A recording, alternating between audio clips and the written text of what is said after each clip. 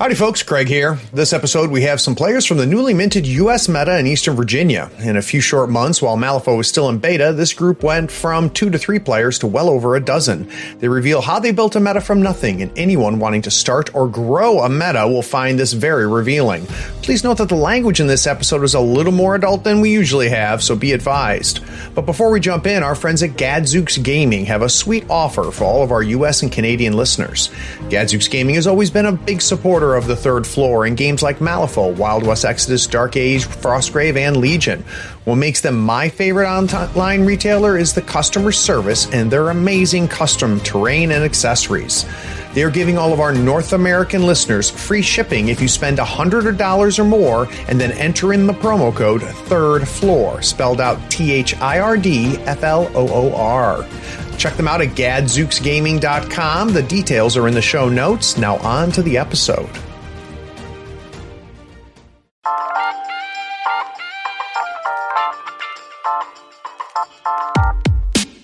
I want a good rule set. I want it to be deep. I want it to be fun and competitive at the same time. It's hard to beat Malifaux. So, me and my girlfriend, we actually just blew probably $600 on miniatures. We just bought everything. We were kind of like, this is a little messy.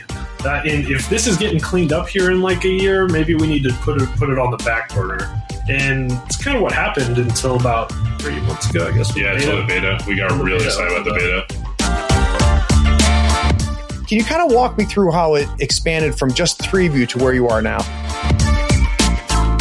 Oh, that's weird. They don't have dice over there. What are they doing with those decks of cards? Let's start asking some questions.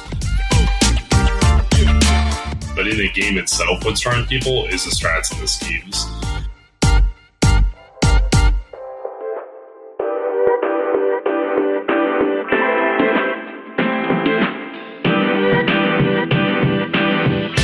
There are few things better than stepping away from the screens, unplugging and sitting around a table to do battle with your friends.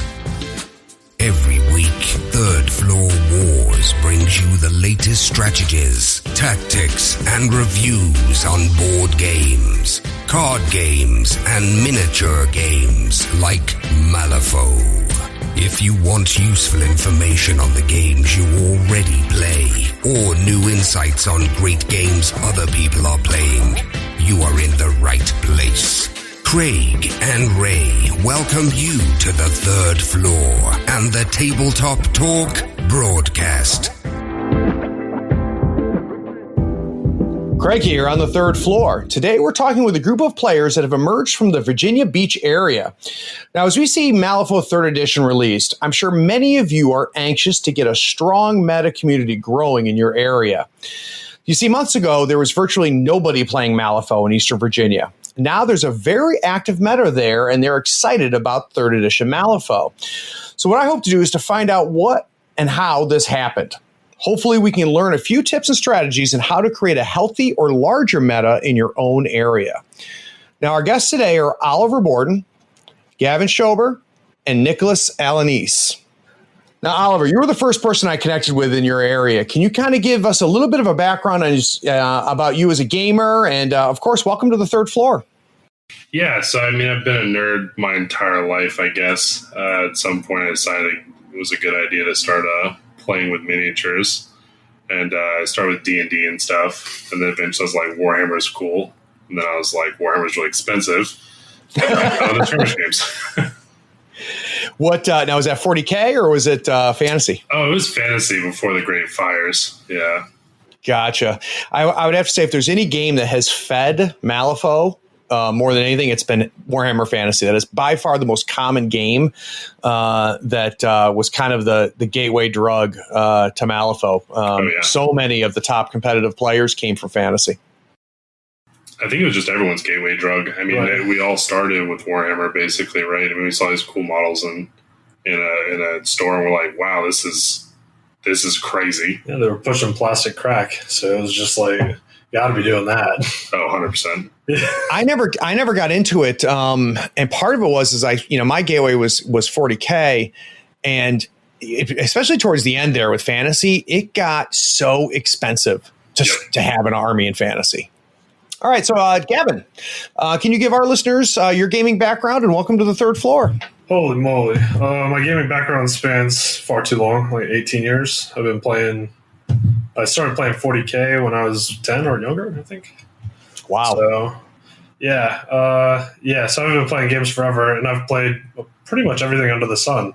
I started at 40K with fantasy, did that until War Machine came out, and then got really into that for a while. And then I moved on to like card games for a little stint, did Magic, and then couldn't stand that anymore. And now I'm back to nice tabletop games. I started playing Infinity about 2-3 years ago. Yeah, about 3 years ago. 3 years ago, yeah. And now I just kind of dabble in everything. So, yeah. But between Magic and Warhammer Fantasy, I assume you also hate money. I do. I really hate it. We all do. We're all Magic players. Yeah, it's rough. Yeah. I see money. I'm like, that's the enemy. Capitalism is the enemy, and I have to get rid of my money. And then I have to seize the means of production, and that is the only out. That's good. Oh, we felt so far. Yeah, that's funny. How about you, Nick? Can you give us a little bit of a background? Yeah. So I've been a Magic player like forever, and since I was also like 10. And then I've only actually been playing miniatures for the past 4 or 5 years. And actually, my first game was Infinity. That's like kind of what got me into it. But I'm not like, well, that game is not great anymore. So we're playing some Malifaux now. Yeah, it's good. Malifaux is so great. I don't lose in 5 minutes. Yeah. We roll for first player. All right, that's a good game. Go ahead and wrap it up. So I actually want to dive into that a little bit, Nick, because we've had here in the North Carolina meta, we've had a good number of Warmahordes players recently, jump over to Malifaux, and I've heard kind of what their frustrations have been with that game. But that's the first I've heard of there being frustrations around Affinity. Can you kind of give me an idea what you're talking about? Yeah, it's something I've actually talked about a bunch because like we all actually kind of play a little competitively. Like we actually travel to tournaments. We traveled to Adepticon last year, was it? Yeah, it was last year. Yeah, so last year just to play in the Infinity event. But like over time, they've just kind of updated the game, and it's changed enough to a point where like the first player has so much more advantage. They're way more likely to win the game. The reason why you probably don't hear anything about that is just so most of the players are really casual about it. They just want to play the game. Yeah, I explored the game because I thought the minis were interesting, though the metal kind of turned me off a little bit. But I thought that the setting seemed cool. The sculpts looked cool. I liked the style of terrain and the amount of terrain I thought was real attractive. But holy Christmas, that rule book is out of control. Well, yeah, it is. Yeah, a lot of that. There are layers and layers of rules. And it's just, I don't know. Do we want an hour of the podcast? I'm not really sure. We can do this. We can do this deep dive. The long and short is that it was written in Spanish and then it's translated into English. And there's a lot of people who are very focused on written rules. for people who take rules more as a guide interpretation. Yeah, guide. Really, they're not rules lawyers over there. They're kind of like, oh, you kind of play by you feel. And then when you bring up these like really complicated situations and how their rules stack, they go, what? Why are you asking that? Why does that exist? And you're like, well, it's in your rule book, and they go, oh, not in Spanish. Oops. Yeah. Yeah. The people that love the game, there's a lot of people I know that really love the game, and I respect them as gamers. And they do. They love it. I just never the way I approach a game and the way I get into a game is usually it's the models that get me in first. So if with Infinity, check mark on that. And then, kind of the fluff and the setting, I thought, okay, a little weird, a little interesting, but all right, I'm smoking what you're growing. Let's keep talking.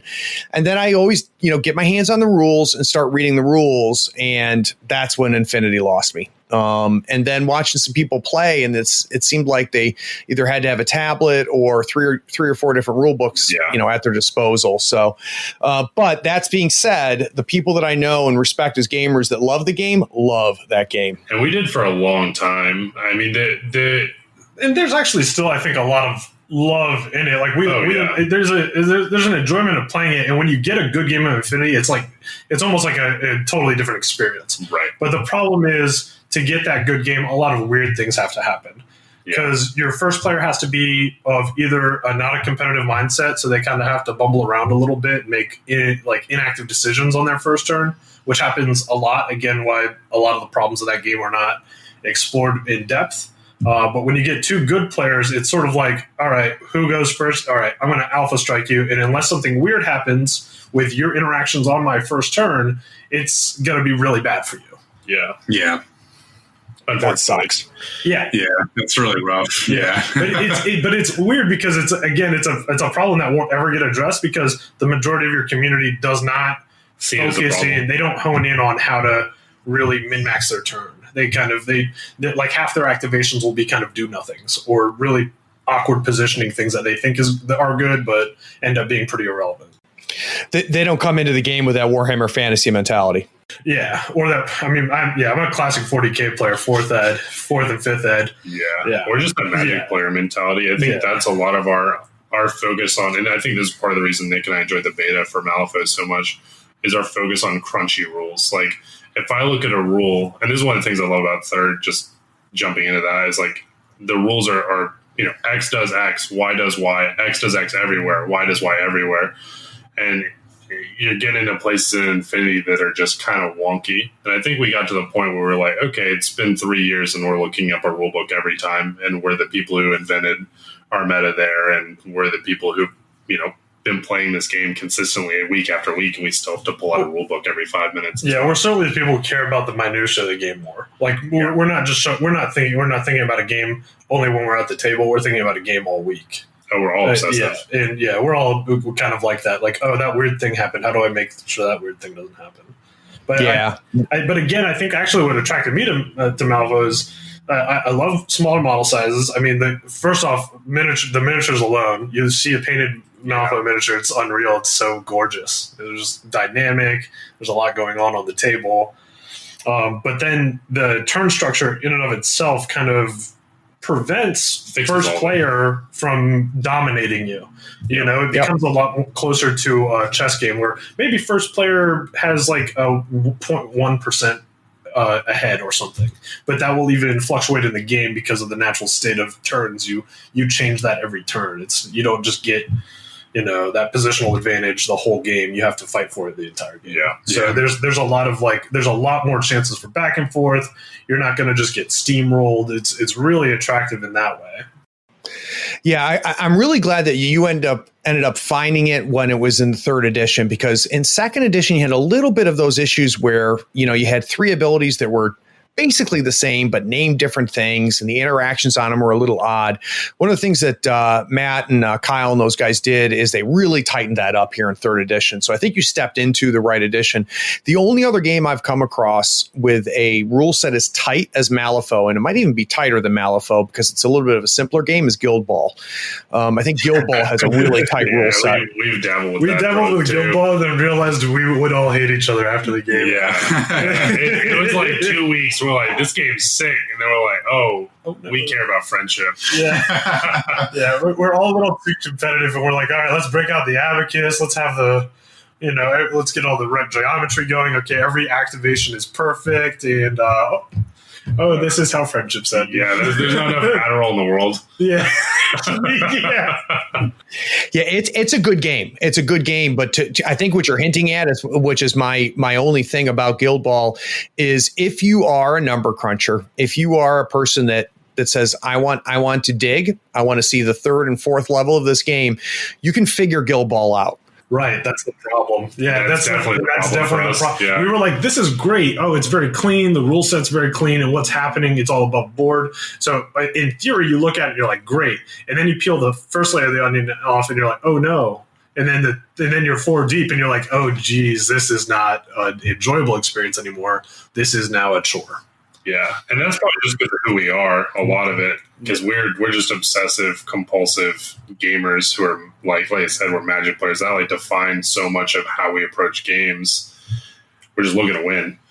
Yeah, and you guys aren't alone, though. I mean, it's like I said, it's a good game, but I don't, as much as I love, that level of tactics and strategy, especially pregame and, in game, I don't like a game where I'm okay with an obvious, like that was a good move, like, or the obvious, or I think that was your best option.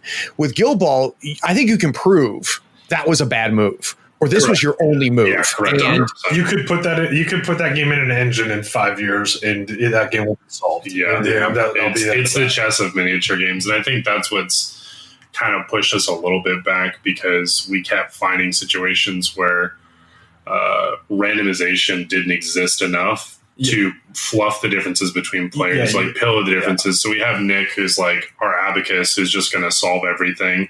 And then we have Gavin, who is he'll be a bit abacus sometimes, and sometimes he'll be a bit risky. And you have me, who just shoots from the hip constantly.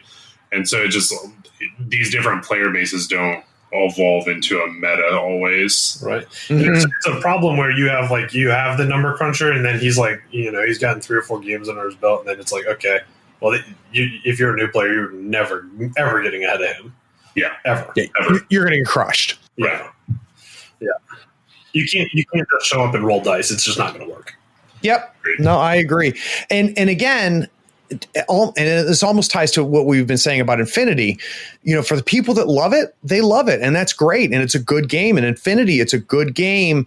But if you're of the mentality that I think we're talking about, which is somebody who wants best of all worlds, which is, I want a good rule set, I want it to be deep, I want it to be fun and competitive at the same time. It's hard to beat Malifaux. It is really hard on paper. Difficult. Yeah, it's really. I mean, there's a lot of horizontal crunchiness to the game because it's complicated for so many other reasons. Like every character has things that they're doing that are pretty unique. Each crew is very unique, but you'll always be surprised. It will be hard for one of us to get that far ahead and to really be able to push, a newer player out. You can kind of show up and flip cards at each other, and it'll be good. Right.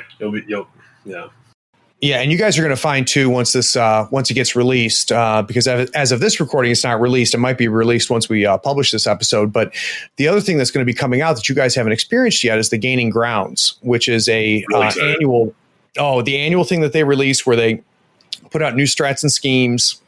They make slight adjustments twice a year to models. Weird does a good job, kind of keeping it alive. So, kind of the first thing I want to know from you guys is who found Malifaux first? Gavin. Yeah. Old Gabby boy. Gavin, how did that happen? So actually, I mean, originally it was back in the heyday when it was first edition. It was like sort of a side game I played outside of War Mahordes in Northern Virginia. So we had the metal boxes that came out and things like that. That's when I first was introduced to it. But then it fell off the face of the earth for me forever because I moved away from that meta, and then down here that was not really a thing.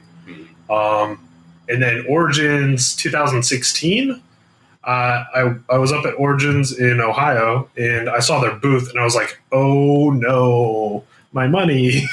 My money's gone. So me and my girlfriend, we actually just blew probably $600 on miniatures. We just bought everything. We had 2 crews of basically everything except gremlins, because who does that? And daggers. But yeah, it was just great. But then we bought all this stuff, and then we came back here, and it wasn't really a thing here, and that was kind of unfortunate at the time. And when I started kind of getting into it with some of the players that had crews that they weren't really playing anymore, and we started testing out the game. I even got these guys into it at that point. They bought their first crews, and we were kind of actually testing M2. But then we found that wasn't really a good idea. We were at the end of a meta. We were at the end of a game. There was a new edition coming out that kind of cleaned it up because it was overwhelming. The upgrade cards and things like that. Yeah. We were kind of like, this is a little messy. And if this is getting cleaned up here in like a year, maybe we need to put it on the back burner. And it's kind of what happened until about 3 months ago, I guess. Yeah, until the beta. We got really excited about the beta. So then you busted out the old models and then just got started. Right. Yep. And I'll say I might have found it first, but these guys have been putting in the legwork at the shop. Oliver has really been involved with the beta testing.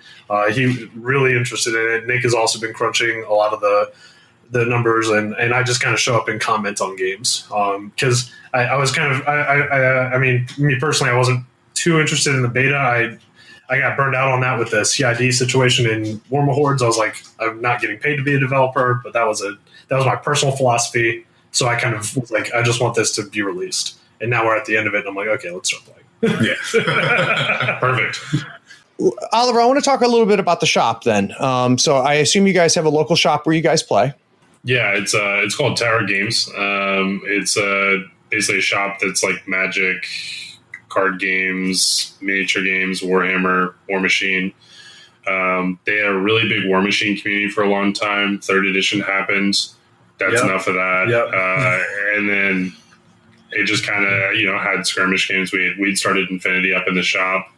That community is still going really strong as well. And we've kind of just stepped back from it and let a couple other people run that community. And it still has regular events. But it's a great place just because it's super friendly. It's family friendly.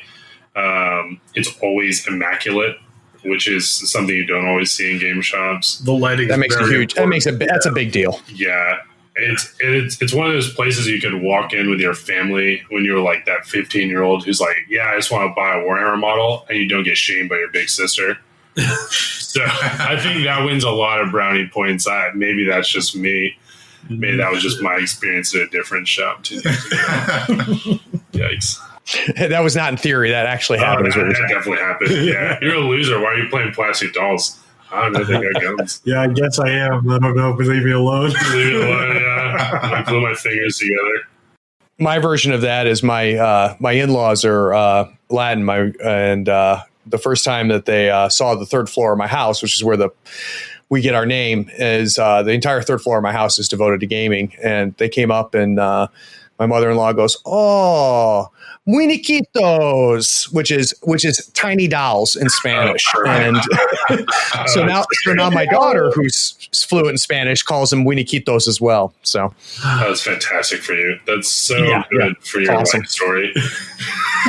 All right, guys. So what I want to do is we're going to take a quick break. And when we get back from our break, I want to kind of dive in to how things, we got an idea how Gavin introduced things, by, again, hating money and spending $600. And then, kind of brought the 3 of you in. I want to kind of go to what happened next. So let's take a quick break. We'll be right back.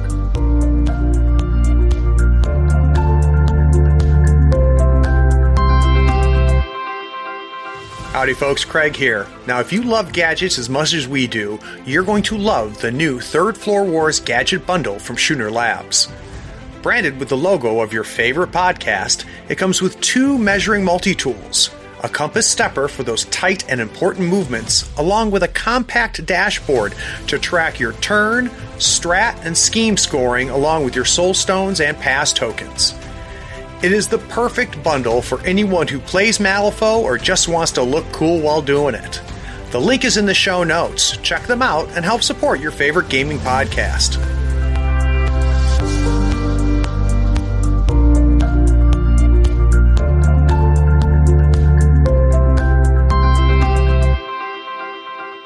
Okay, so Oliver, now that we kind of get a sense of, where you guys came from and kind of your history and where you play a little bit, what I'd be curious to know is, there's a lot of guys and gals out there that, they bought some models and they're playing, they might be playing with their significant other, they've got a buddy or two that they play with.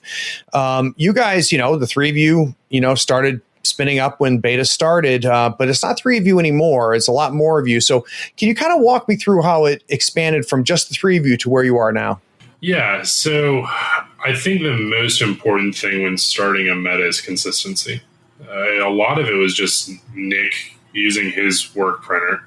Sorry. It's fine. To print out the rules, and print out the cards and all that stuff. And then the awesome N3E beta app came out, and we're like, well, I guess we'll just play a game. And then we're like, well, that was good. We should do that again. And then we just kept meeting. And slowly but surely, just more people were like, oh, what's that? What's that?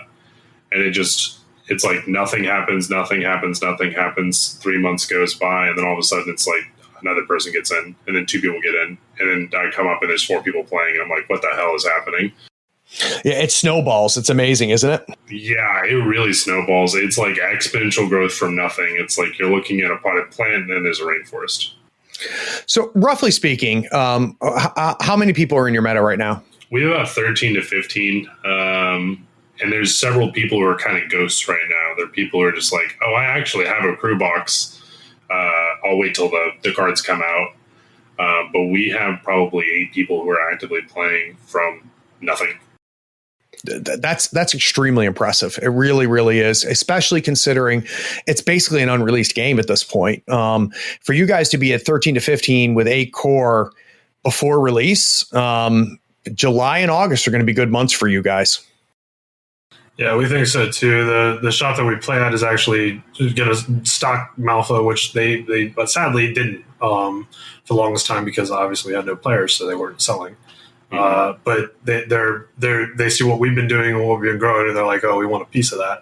So we're finally going to have it back on the shelves, and we have a lot of people starting their pre-orders up. And every time we're up at the shop, people are talking about crews and trying to figure out what they want to play and asking us all sorts of questions. And it's great. It's fantastic. That's very, very cool. So you guys mentioned consistency. Let's dig into that a little bit. Is that a matter of, consistently coming on the same night every week? Or when you say consistency, what does that mean? Sort of, yeah. Showing up weekly. It might not even have to be the same night. I believe Nick and Oliver show up about twice a week.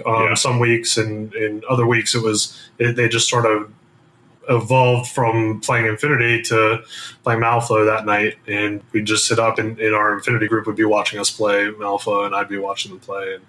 And it's just bringing models to the table, and people are always going to be interested. They're always looking for the new thing, and oh, that's weird. They don't have dice over there. What are they doing with those decks of cards? Oh, let's start asking some questions. Oh, what's going on with this model? Holy moly, that looks really sweet. And it sort of is.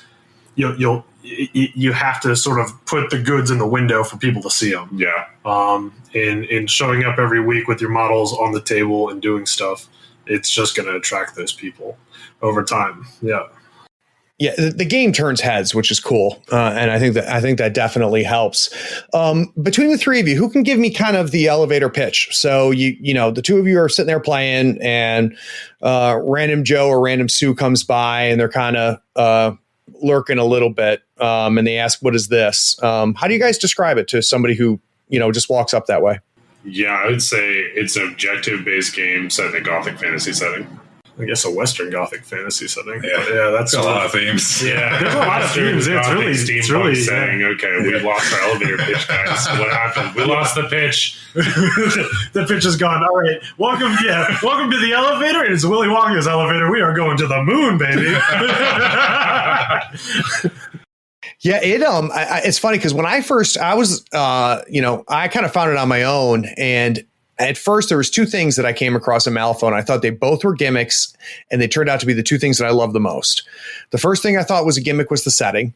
I thought it was silly when I first came across it, and I just thought it was pasted on. And then the second thing I thought was a gimmick was the cards. And to me, they were both barriers. And now that I love the game and it, got to to be a player, probably the 2 things that I love the most. Agreed.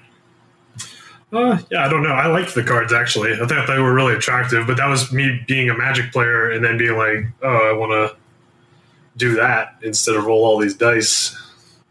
Yeah. I mean, I was a poker player, and, so I understood the idea of deck memory and things like that. I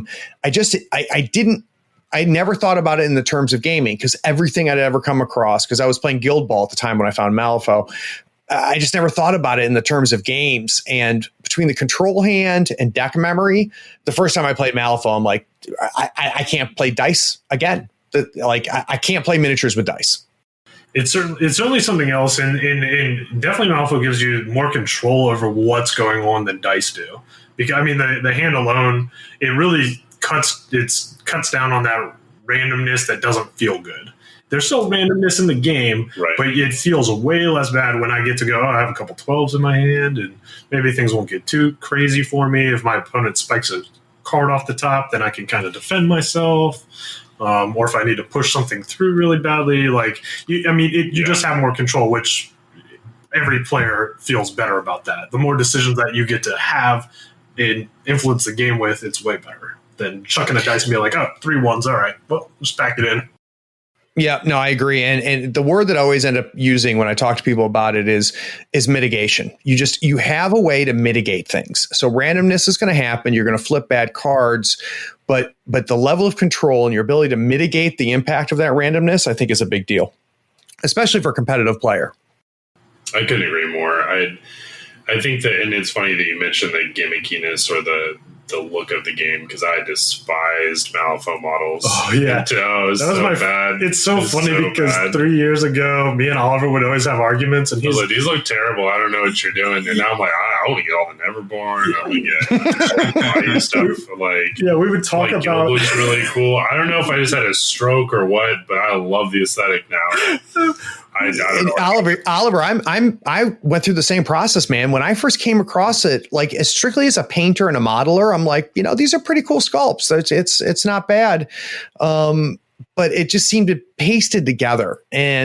But once I kind of started playing and started reading some of the fluff and getting into some of the cards and stuff like that, now I think it's cool as hell.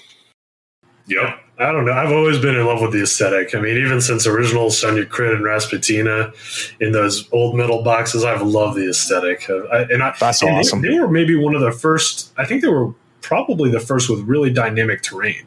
I remember having to build actual interiors of houses way back when.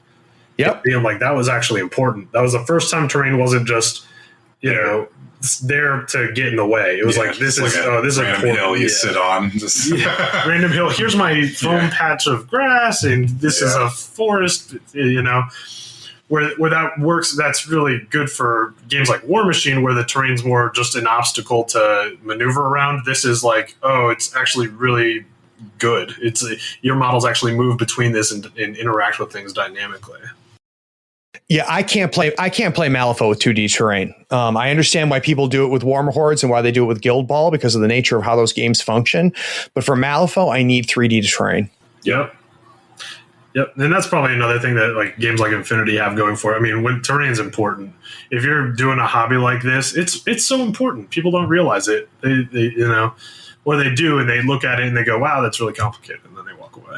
But yeah, I mean. I get why people use 2D terrain, but at that point, I almost want to just go play a video game. We're playing analog for a reason, and part of it is that immersion and putting the time in and the work in to do it.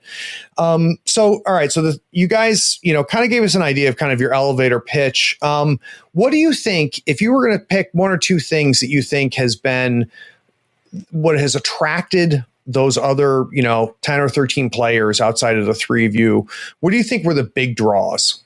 Oh, I got this. Yeah. So this is really simple. People are like, those models look cool. What's your buy-in? I don't know, like $35 or $50. Oh, okay. And then they have a box next week. It's that easy. Yeah. And I think when third comes out, it's going to be, even much more so. And to give credit where it's due, Steamforged has done a great job with that, the way that they've boxed their game. It's more than, $30, but still they've made it real simple for someone to come up when you're playing Guild Ball. You say, go buy that and you're good. You've got everything you need. And I think that Third Ed is a lot like that. Yeah. Yep. Weird is headed that direction. Yep. You buy this, you buy your keywords, you buy maybe a versatile model or two to get crazy with it, and then after that, you can play with that forever. It's perfect. If you were to say, so it's one thing to get a guy or a gal to spend $30 or $50 to get their first game or two in, and anybody who's played mini games for more than 3 years has probably done that one or two times and never played again, or gotten 2 or 3 games in and then just kind of wandered off. What have you guys found to be the sticking power for Malifaux in your meta? I would say people like actually seeing people consistently play, and just the community still existing and people talking about the game and being excited about the game. Because when you have a game that's stagnant, or if you have a game that just doesn't have games getting played, I think that wears people down. But I think more than that, that's like your meta, right? That's like the meta narrative that's going on. But in the game itself, what's drawing people is the strats and the schemes. You have people who sit and they're like, okay, I only have Hoffman and I only have Crid. And they sit down and play a game, and you randomize the schemes, you randomize the strats, whatever, or other way. But anyways, I mean, you do that, and all of a sudden they have a completely different dynamic. It's different every time. I think it's also just there's so many play styles. Every crew is doing something way different than the others. Even if you're talking about same factions, we have people picking up same factions, but they have different crew boxes and they're playing totally differently. And so you don't get this kind of faction gut kind of problem that you get with other games where there's like 5 factions to play from, and okay, so like you end up with like 3, like say it was early Warma Hordes days, you end up with 3 like Legion Everbite players and like 1 Circle player and then 1 Troll player. Well, that doesn't feel very good. But here, there's so many things to choose from, and everyone can really pick up something very unique. And so they get to kind of put their own little foothold down. It's like the Spanish finding America. They're like, all right, this part of America is mine. I am the Victoria player, and then you have like I'm the Hamlin players, and then and people are getting to feel a little kind of identity. They're getting to have their own little corner. They get to play the thing that no one else plays, even though everyone else is playing factions. Right. Yeah, and I think that feels good. I mean, it feels definitely when feels good. when you're the only player of a certain thing. That feels good for everybody. Oh, yeah. And because there's so much diversity, you're not going to see a lot of mirror matches. You're not going to see a lot of like same models. Even if you play a guild on guild, you could have all totally different models. You don't have the same stuff going on, and it's perfect. And I think that fills a really good hole for a community, because you can always have a new player come in and they're like, oh, we don't have a player like this box is really cool, who plays this? Oh, nobody. I'm going to be that player now. Yep. Yeah, and what's cool about that too, I think, and this was true in 2E, and I am predicting it's going to be even more true in 3, is that the game is so balanced that somebody can say, I think this box looks cool, and you can say, buy it, you're going to have a great time. Yeah, I think like you're not going to get your ass handed to you. Yeah, there's some that are like sliding scales of difficulty, right? Like you tried to play Lucius, and your brain melted out of your ears earlier this week. Yeah, I couldn't do it. I was like, I'm going to do everybody talks about how complicated it is. This is great, and we don't have the cards yet, and I'm like, I didn't print them out, so I'm doing it off the app, and I'm like, every activation I have to read 3 cards. It's probably not good for me. So I think that might get his ass handed to him because Nate crushed him. But in regards to balance, I think we're probably pretty fine. Yeah. Yeah, and there's, even within the faction, you have variable difficulties. I mean, if someone is new to the game and they think guild looks cool, hand them Lady Justice, because she's pretty straightforward and easy to understand. And then as they get, more experienced, more familiar, as they can actually buy cards and have them in front of them, which will be nice. Then then they might want to play a Nelly or play Lucius, and they'll be waiting for them, in the wings, which I think is great. Yeah, I think it's definitely a game of that growing complexity. It's not. There are some casters you got to kind of, or masters, or however you want to do it. But anyway, there are some that you probably want to avoid as a newer player, because they're not even very easy to handhold someone through. Like even an experienced player is going to have a difficult time explaining how you're going to want to stack obeys to draw a bunch of cards on your first turn. Or how you want to manipulate the battlefield and positioning. It's going to be a little complicated. You definitely want to steer people towards a little more hammer and nails kind of guys. But that's not bad. There's a lot of hammer and nails out there. So it's just a sort of a community building thing to be aware of. Well, and to steal your turn, that hammer and nails crew is going to be as competitive and viable as your complicated, intricate. I've been playing Malifaux for 3 years crew. Absolutely. Yeah, for sure. Yeah, there's not a benefit to playing the more complicated thing, except that you feel like you're a genius when you win. The biggest brain. Yeah, you're like, I love big brain. It's so good. I'm playing control deck, and I'm just going to play as control master, and I'm just so much smarter than everyone. How'd I lose? Oh no, Pistolas. It's rated dead. I don't get it. She's supposed to be broken. Basically a blue mage in Magic, right? Oh, 100%. Classic blue mage, always. Yeah, that's me, Nick. Yeah. All right, that's awesome. So, guys, let's take another break. And when we get back from this break, I want to kind of dig in a little bit about, what factions the three of you are playing and how you got into them. And then let's give some good tips to everybody listening on how to not only build the meta the way you guys so successfully did, but maybe if they've got an active meta, some things they can do to make it bigger. So we'll be right back.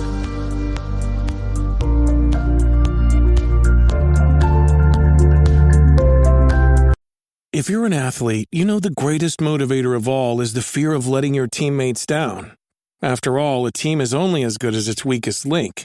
So you owe it to those wearing the same jersey as you to be your best every time you step on the field. That's why there's no vape in team. When you vape, you can expose your lungs to toxic chemicals that can damage your lungs. If you're a step behind, the team's a step behind. Brought to you by The Real Cost and the FDA.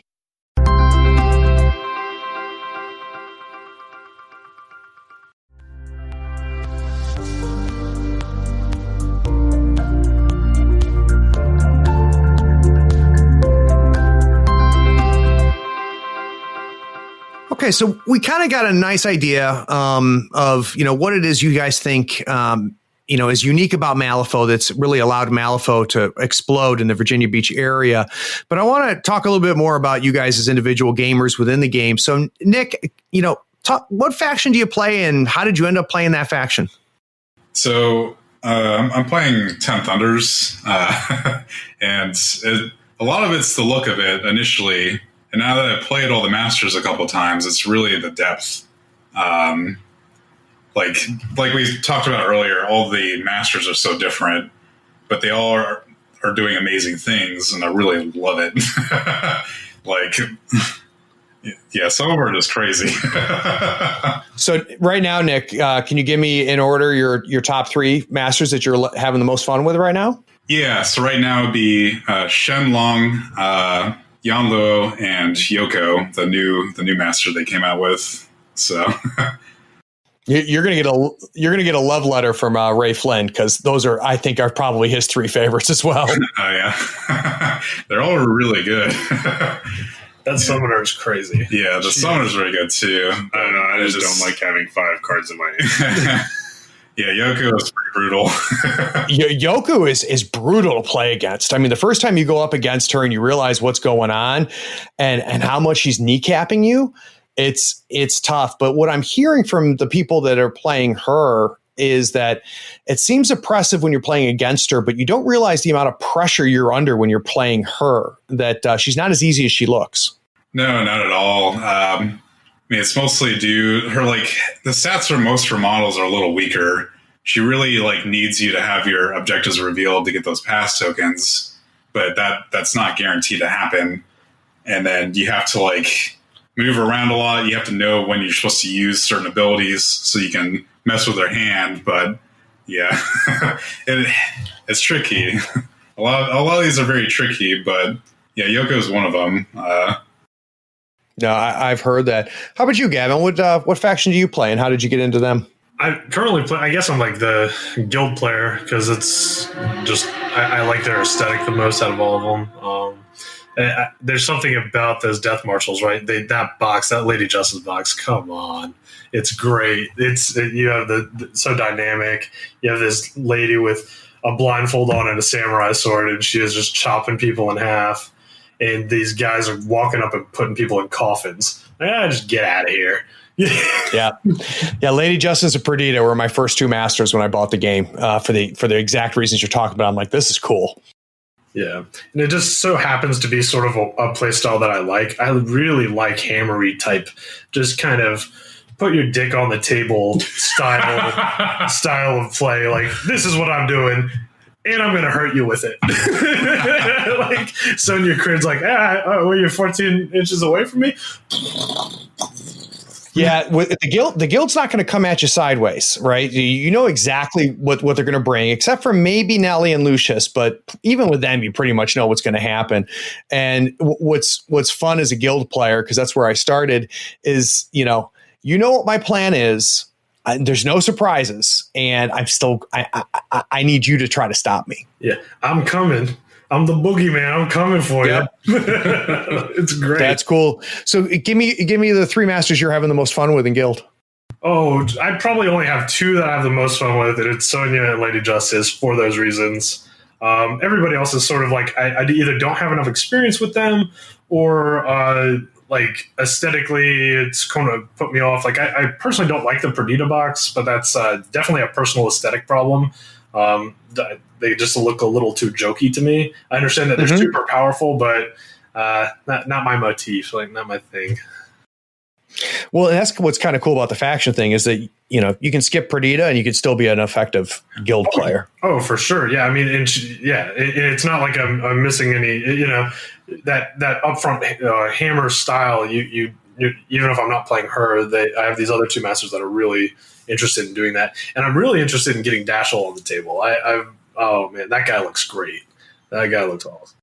Our two local guild players here not only are having fun with Dashel as their leader, but they're also he's also starting to show up as a hired master. Yep. Secondary master. Yeah, that seems really good, actually. And I think that's another thing that Guild has in this edition that just happens to, again, be more of a play style that I like, where we want.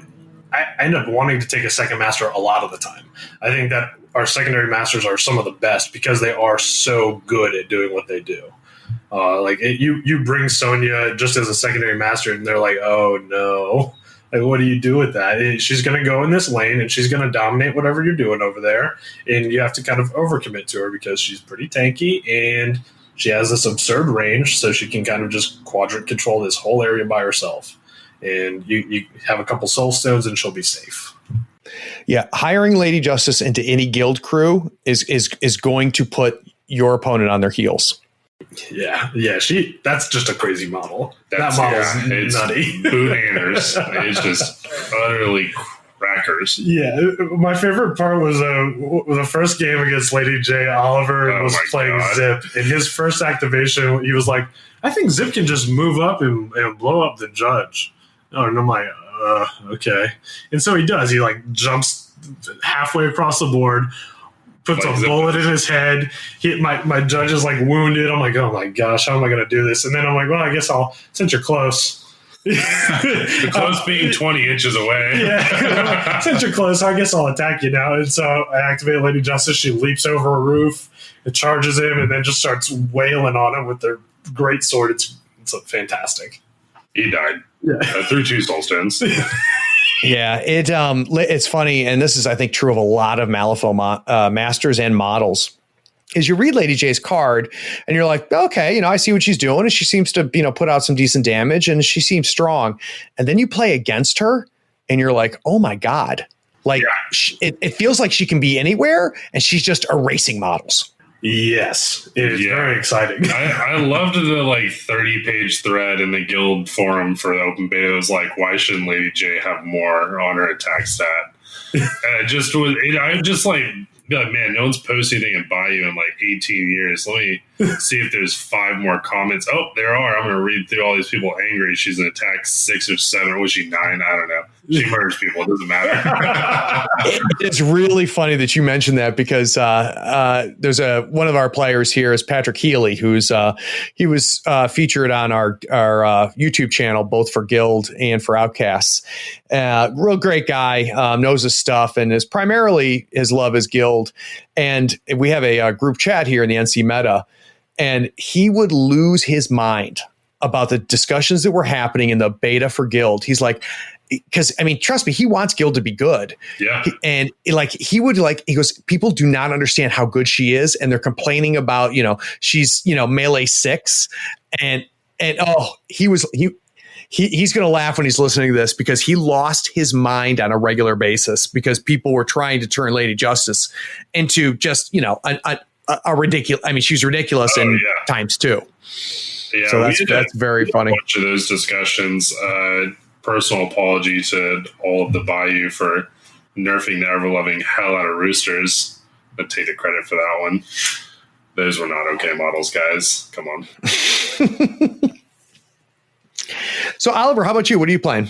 So I play Bayou because, like Nick, I really like thinking I'm smart. But unlike Nick, I'm not that smart. So I just like putting models until I look how complex everything is and then proceeding to lose pretty quickly. So I love Bayou. It's great. You sound like my kind of player, which is you love the game and you're terrible at it. So you and I are kindred spirits. I think I'm slowly getting there. I'm probably at like a 4 right now to Nick's 9. So I'm really excited about that. Maybe in a couple of years, I'll be up to 7. That's funny. So what are your top 2 or 3 masters you're having the most fun with in Bayou? So I absolutely love playing Zip. He's so much fun. I throw people in the sky. I rip people in half with Mancha Roja. I've got a mechanical pig. It's just so much fucking fun. Other than that, I also absolutely love Somer because good old boys are ridiculous and thematic. Like you break their booze and then they just stab you to death with the broken bottles. Those are great. And then I really like Zoraida, but it's a fresh meta, so I'm not playing her. The first time I double activated someone's 10-point model and moved it into 3 people and then just proceeded to murder it. And I just saw the light drain out of their eyes. I was like, oh, this is from later. This is later times. Yeah, the first time you go up against an Obey Master, it's rough because your little mistakes become really big mistakes really quickly. So you're being a good steward of your meta by giving them a chance to breathe. It took a lot of shit. It was like, I don't know, like a 3-hour conversation after the shop was closed. Like the Chick-fil-A next door was trying to pack in frozen chicken, and they're like, you need to stop fucking playing her, dude. I know you like swamp creatures because you're an idiot, but stop. Yeah, so Ma's my 3rd. Yeah, Ma's great. I love Rooster Riders, I guess. I'm super anxious for either us to take the road trip up to see you guys or for you guys to come down here because I can already see we've got players that match up with you guys. And I think that we're going to have a ton of fun. So let's kind of wrap up here if we can, gentlemen. I want to kind of summarize what I think we've learned and point out a few other things. So it sounds to me that the resounding success that you guys are having boils down to really consistency. And you made a big point that consistency means not playing in your basement, but actually showing up at the shop and playing. And it sounds like, the quality of the game helped a little bit and bring that in. But the one thing I want to know if there's anything else, any more juice left to squeeze on this. When people were walking up and talking to you, or they say, I'm going to buy a crew, or they show up, when they show up the next week with that crew box, is there any tips you can give to everybody listening that says, this is how you foster a new player? You drop everything and you run a demo game right now. Right now. They show up with their models and you do it right then. You don't finish your game with your friend that you've played 100 times. You just play with that new player because their experience is going to be very important. And you don't want to bring things that are obviously going to be probably easing them into the complexity of the game. We talked about this a lot personally, dropping crew sizes down to about 25, not having the full gambit of schemes, things like that. That's important because you want to be able to navigate a full game within a reasonable amount of time, but also get those players to put their models on the table. Get them on there. Get them moving their stuff. Get them chopping people in half with Victorias. Get them putting out ice pillars with Rasputina. You want those players to show up and play. I think that's amazing advice because really what you're talking about is making the investment that's going to pay off later, right? So yeah, you're having fun playing Oliver, or Nick's having fun playing Gavin, but the new guy shows up, you drop everything, you make the investment, because later on it's going to mean you're going to have more people to play with. Yeah, I think in having the outlook that a rising tide raises all ship is also exceedingly important. When Nick shit cans me, it's good for me because I learn, right? Because I want to learn, and that makes Nick a better player, because eventually he is someone who wants to actually be more competitive. He's going to have a higher rate of a game. And it's the same thing with newer players, right? You shouldn't just be like crunching them into the ground. You should be experiencing a game with them, teaching them, not trying to hold stuff back, not trying to have gotcha moments. You should put your models up and play a competitive game. But when you do something, you're like, oh man, if he does this, it's going to fuck me. Yeah, you point it out. You just say, hey, if you come over here, you can take my butt right now. Yes, this is a great point. Yeah, don't hold your cards against newer players. Tell them this model does this, and this is what he's really good at. Take your risks knowing that. So if he's a big sniper, if you come to range, I'm going to shoot you with him. Yep. Or this guy is a melee monster, and he is at some point going to touch somebody, and he's going to rip them in half. So be aware of that when you're moving your models around. Don't let your newer player move their 10-point model up into a terrible position where it's going to get eliminated before it gets to do anything proactive. Yeah, because they want to do cool stuff with their 10-point model that they may or may not have painted, right? Like they might have primed it, they might have put their zenithal on it, they might have built their base, they shook their sand and their awful Elmer's glue together, and they're like, look at my cool dude. Yeah. And you throw him on the ground and just stomp on him. He's never coming back, dude. He's gone. He's gone. Let him kill people with that dude, but teach him how. Like, don't just feed him stuff. Even if you don't let him kill things, make him aware of what's going to happen if he makes a bad decision. Yeah. That's sort of like, don't let them walk into traps that an experienced player is going to be able to see. You have to really understand that you cannot expect a new player to know what your stuff is doing. They barely know what their stuff's doing. Yep. That's actually an aspect of this game that I love, is that winning is not built around gotchas. And there's other games out there that are like that, where, I'm going to do this, this, and this, and they'll never see it coming, and that's going to win me the game. And I don't feel like Malifaux's built that way. And as a result, it doesn't encourage that play. Now, I've never played War Hordes, but you have your assassination runs in War Hordes, and a lot of times I get the feeling that that's what those are about, which is I'm going to do A, then B, then C, and D. They're not going to figure it out until I'm already on C, and I'm going to win the game. And that doesn't really seem to work in Malifaux. That's sort of that's a big game design flaw in War Hordes, is not only the turn design, but then because turn design is I go, you go with all my guys, I can set up these ridiculous situations where I'm chucking somebody halfway across the map and killing you on turn one because you decided to put your guy on the front line. It's a game of Ruse Gold Birds Machines as opposed to a game of tactics. Yeah, it's not a tactic game, it's a gotcha game. Right. Which is really unfortunate for it, because there was a time where I loved it very much. But in this day and age, in 2019, I want a game that's not just going to end because someone made a silly mistake. That doesn't make sense. Right. I want the tactics to matter and add up. And Malifaux definitely allows that. Yeah, and I have found literally 8 times out of 10, the person who made the best decisions during that game will win the game.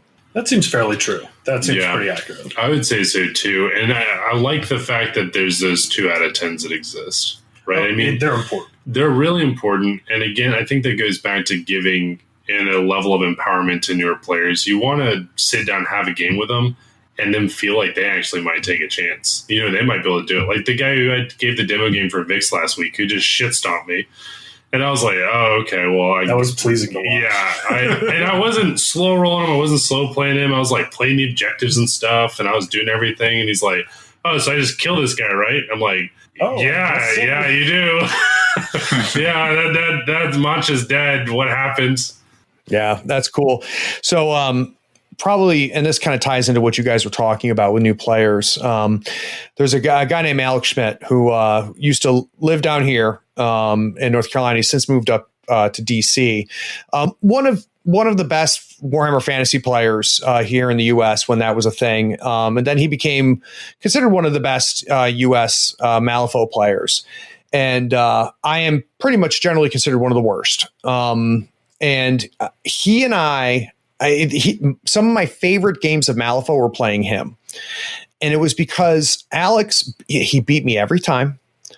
But not only at the end of the game would he talk me through some stuff, but even in game, he would talk me through stuff and make me see the game differently and walk me through it. And I think that this ties into what you guys were talking about. Be generous. Be generous not only with new people, but be generous with people that are like me who love the game but aren't very good at it. You're going to beat them.